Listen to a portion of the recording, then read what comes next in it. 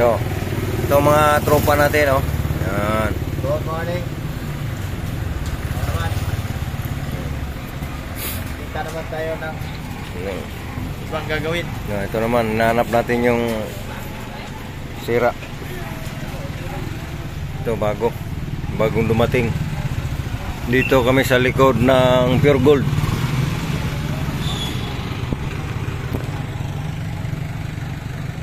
Yan ginawa ng ibang electrician mga tol, oh. So, nakita nyo. Yan, kinatay na. Ngayon nag-surrender. Tayo naman gagawa. Yan mga tol, kung nakita nyo, yun.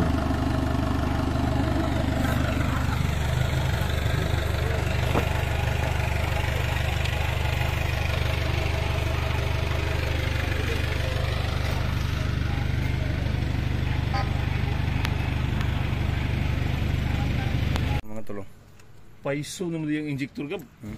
Mas mahal pa yun. Paiso. Yan. Yung bagong modelo. Ito ang kuha namin. Yung mga malakasan sa Rubisco. Paiso na ditis. Hindi makina ni.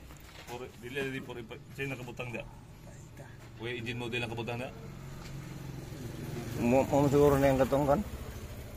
Grabe na din litis na din. Ning dili punit por importo. Di po por importo. Di man nga ng injector sa por importo. Para na sa injector katong brand new bitaw usa.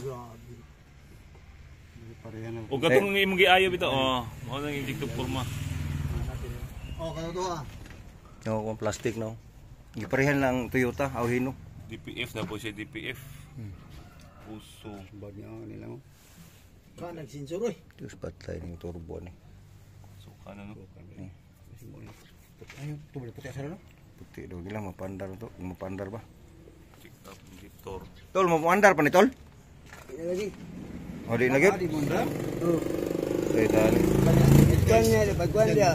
Wala pa lagi na. Sunod na. Tiga saya belum sekarang berapa? Hindi mo start. Kano na sa jig. Iskan sa ta.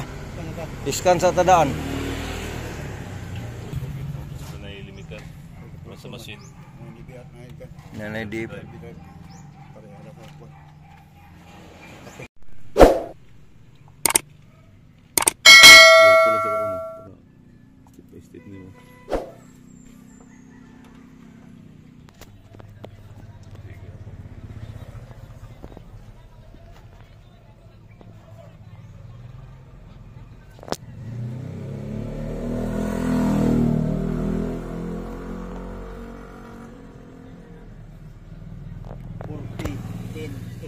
Pasagdi, nag-running na. Kaya itong iko na, hinay-hinay na itong pasaka.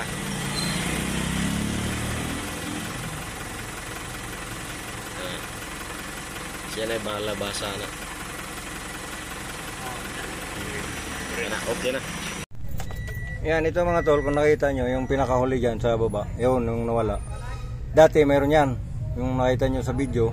Ngayon mga tol, yung unit na ito, yung mga ganitong unit na 4P10, yung makina niya, ito ang makina niya mga tolo, 4P10 F1.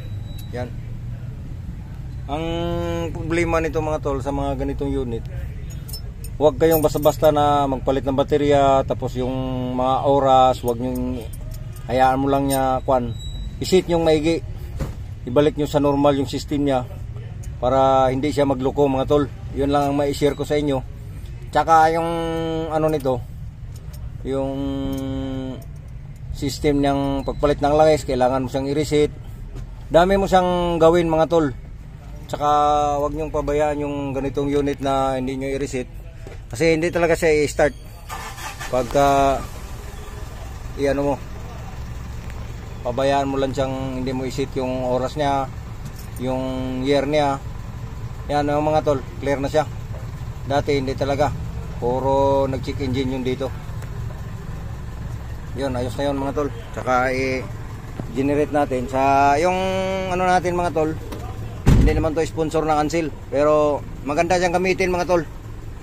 Ansil X7. Kasi ito mga tol, 12 volts lang yung system niya. Kung nakita nyo mga tol, oh. Yun, 13.6 lang yung 7 yung voltahe niya mga tol.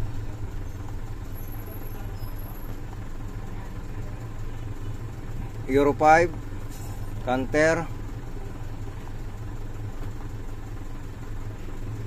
Yan mga tol, okay na yung makina. Kung nakita nyo mga tol, ito lang ang problema, pero hindi na pinasali sa may-ari. Kasi pinano lang niya yung tumutunog na gaganon siya mga tol. Dapat pag unang susi mawala. Diagnose system information system fault code group clear.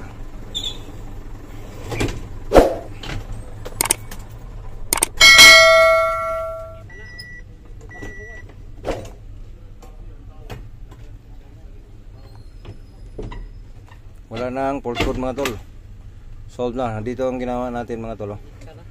Yun ang nag-reset tayo nito. Tsaka ito hindi natin ma-fix yung interval. Tsaka dito naman hindi natin learn yung value niya mga tol dahil sa hindi na-set natin yung ano dito. Tsaka nakailaw yung dito. Itong balik ko mga tol. O yan, yung sa baba, yung kulay pula, AdBlue. Ayun o, mamatay na. Yun. Wala na siyang check engine mga tol.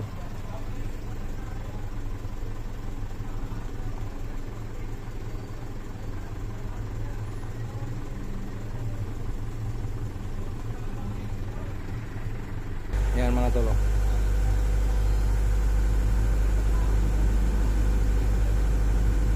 Taas yung RPM natin.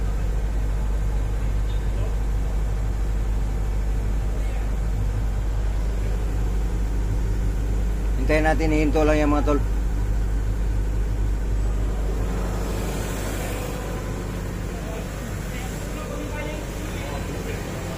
Yan to, grupo. Ito mga unit nila to mga tol.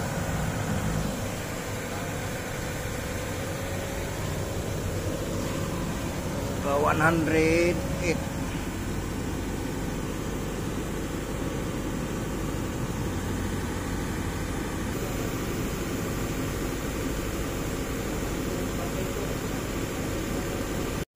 Yan mga tol. Ayos na, ayos. Solve na? Okay na kayo. Revolution. RPM. Obvia manipapor.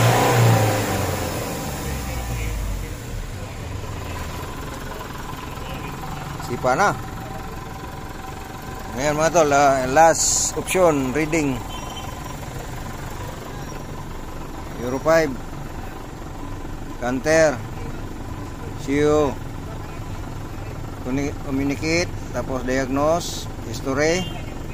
No fault code mga tol, clear na. Buak na sang pitaka sa tagiya ni mga tol. Kumbaga wasak na yung pitaka na may-ari. Yan. Siyempre natapos na. Iyo, nadali. Ito lang malakas nating maliliit.